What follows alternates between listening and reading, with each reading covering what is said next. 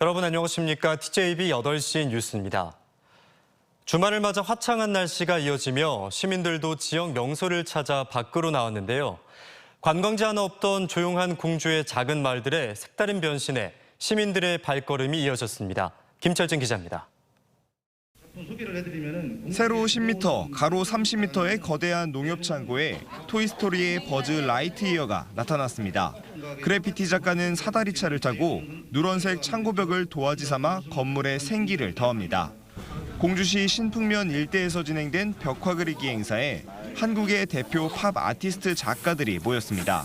작가들은 마을의 특산물부터 마을 이름의 뜻을 담아 작품들을 만들었습니다. 토이스토리에 나오는 버즈라는 캐릭터가 항상 무한의 공간 저 너머로 이런 표어를 쓰고 있는데 그 친구의 말처럼 신풍면도 미래를 향해 끝없이 나아가는 도시가 되고자 하는 마음으로 그림을 그리고 있습니다.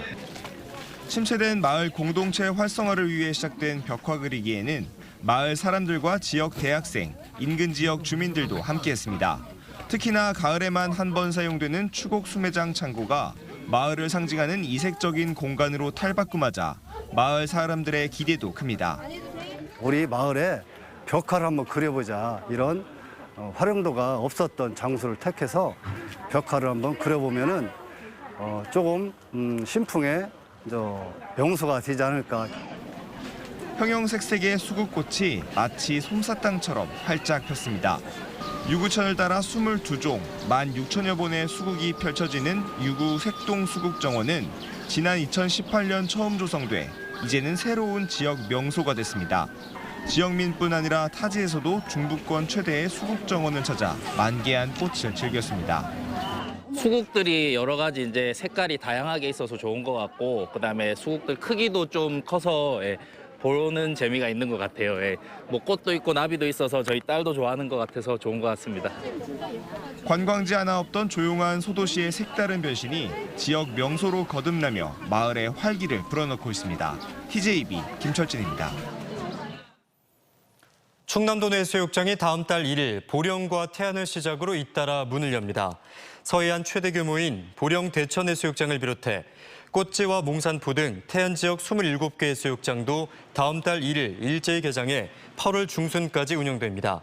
당진 외목마을과 난지섬 해수욕장, 서천 춘장대 해수욕장은 다음 달 8일부터 개장할 예정입니다. 대전, 세종, 충남에 10,000가구가 넘는 미분양 아파트가 쌓여 있는 가운데 다음 달부터 하반기 지역 주택 분양 시장에 대규모 아파트가 새로 공급됩니다. 하반기 지역 주택 시장은 어느 지역에 분양되는 여부와 분양가가 얼마일지에 따라 미분양 해소가 결정될 것이란 전망이 나오고 있습니다. 류재일 기자입니다. 7월 분양 예정인 대전 탄방동의 한 아파트 건축 현장. 이곳은 조합원 물량을 제외한 1,350여 가구에 대한 일반 분양에 들어갑니다. 8, 9월엔 대전 서구 도마변동 재개발 1구역과 9구역에 모두 2,590여 가구가, 10월 달엔 관저동 계백지구 660여 가구에 대한 분양이 예정됐습니다. 그동안 분양 물량이 없던 세종시에서도 오랜만에 5-1 생활권 스마트 지구 내에서 690여 가구가, 충남에서는 아산시 모종 2지구와 아산 탕정지구 내에서 1,840여 가구가 분양될 전망입니다. 이들 아파트에 대한 분양가는 아직 결정되지 않았는데, 특히 대전의 경우 아파트 분양가가 2천만 원이 넘으면 미분양 사태가 이어질 가능성이 크다는 예상입니다. 또 분양 입지에 따라 분양 시장이 양극화될 거란 예측입니다. 동서지간의 편차가 심하게 지금 나타나고 있고요. 분양 가격이 3.3 기준에 했을 때 2천만 원을 호가할 경우에는 지금의 분양 시장으로 봤을 때는 완판되기가 쉽지 않고요. 오히려 미분양이 날 수 있는. 대전엔 2,500가구, 충남엔 7,500가구 등 올해 지역에는 이미 10,000여 가구가 넘는 미분양 아파트 물량이 쌓여 있습니다. 건설업계는 하반기 첫 분양에서 높은 경쟁률을 보인다면 다른 아파트 공급이 당겨질 것으로 내다보지만, 미분양 사태 발생 시엔 분양시장 전체가 더 큰 타격을 입을 것으로 전망하고 있습니다. 실수요자들을 중심으로 한 시장으로 좀 재편이 되고 있는 것 같아요. 그러다 보니까 분양가가 가장 중요한 요소로 대두되고 있는데요. 그래서 분양가에 따라서 어떤 분양의 성패가 달라질 것으로 보고 있습니다. 부동산 경기 침체로 하염없이 분양을 미뤄왔던 건설사들은 올 하반기부턴 점차 회복될 것으로 전망하고 있지만 주택 분양 시장의 양극화도 제기되고 있습니다. 높은 대출 금리와 고분양가로 인한 미분양 사태 발생에 대한 우려는 여전히 큰 상태입니다. 이 때문에 건설사들과 시행사들이 예고한 대로 분양 일정을 계속 진행할지 여부는 여전히 미지수라는 평가입니다. TJB 류재일입니다. 오늘 새벽 2시 반쯤 보령시 천북면의 한 돼지 농장에서 불이 나 130여 제곱미터 규모 돈사 한 동이 소실돼 돼지 300마리가 폐사하고 소방서 주산 8천여만 원의 피해를 낸 뒤 40분 만에 꺼졌습니다. 이에 앞서 어제 저녁 7시 20분쯤 천안시 서북구의 한 단독주택에서 방화로 추정되는 불이 났습니다. 다행히 인명피해는 발생하지 않았지만 소방서 추산 2,900여만 원의 피해를 낸 뒤 15분 만에 꺼졌습니다. 경찰과 소방당국은 어머니와 다툰 아들이 우발적으로 불을 낸 것으로 보고 정확한 화재 원인을 조사 중입니다. 값비싼 소형 택배만 골라 훔친 물류센터 직원들이 징역형의 집행유예를 선고받았습니다.